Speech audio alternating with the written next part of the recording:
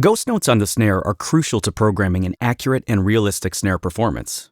But how do you add ghost notes to your existing groove, and why would you? Well, this video will answer those questions. In this groove, the snare backbeats are located on the 2 and the 4, the kick is on the 1 and 3, and the hats are eighth notes. Ghost notes could then be added in the gaps between all of the notes being played on the kit in a 16th note grid. From a musical point of view, we do this to fill in the underlying 16th note pulse of the groove. This continuous underlying flow of 16th notes is what we subconsciously hear, and when added, it sounds very natural and establishes a strong feel for the groove.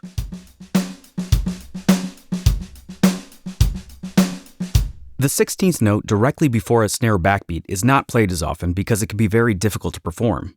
This is also tempo dependent, as you would not use this on a fast tempo. Only on slower tempos should this be added.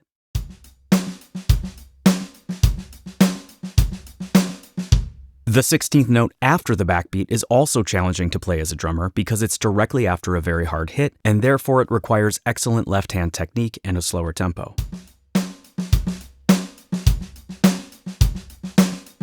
This is just something to keep in mind when adding ghost notes. We don't have to worry about technique since we're editing MIDI, but incorporating this particular 16th note each and every bar may detract from the realism, so it could be useful to add it sparingly. So far, we've just focused on the gaps and filling in the underlying 16th note pulse, but that doesn't mean you only have to fill in the gaps. As long as a drummer with 4 limbs could physically play the ghost note, you could add it at the same time as the hi-hat note. Drummers most commonly play either singles or doubles with the left hand.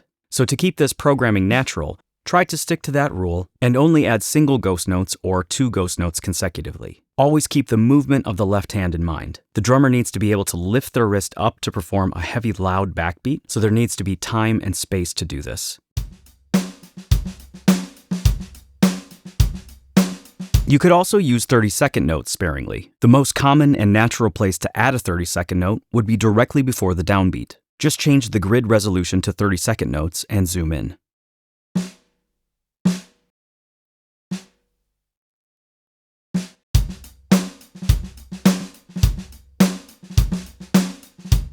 With 30-second notes, it can add to the realism if you turn off grid snapping and move the notes slightly off grid. See what sounds best to you.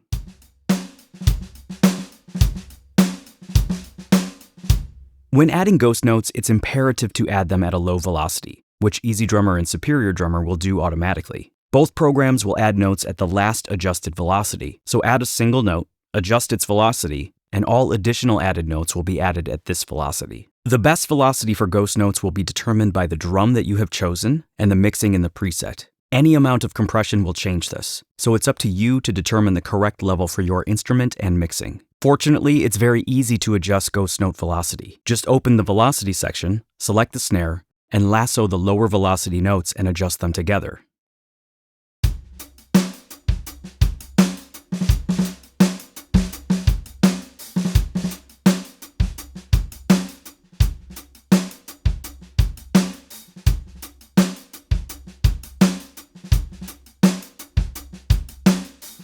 The most natural ghost notes are almost felt rather than heard, so if realism is your goal, keep the velocities low. The articulation that's chosen for the ghost note would typically be the center snare hit. However, in EZdrummer, you could also experiment with using the edge articulation, and in Superior Drummer, the off-center articulation. This will be very dependent on the drum, as some edge articulations will sound so drastically different from the center that it will sound extremely unnatural to use a different articulation.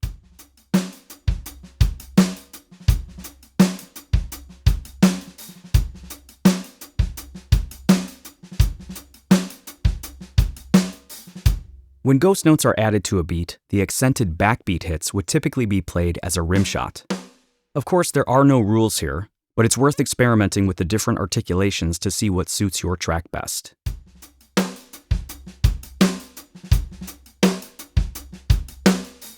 To try editing ghost notes for yourself, make sure to download the free 10-day trial version of EZdrummer 3 and all other EZline products.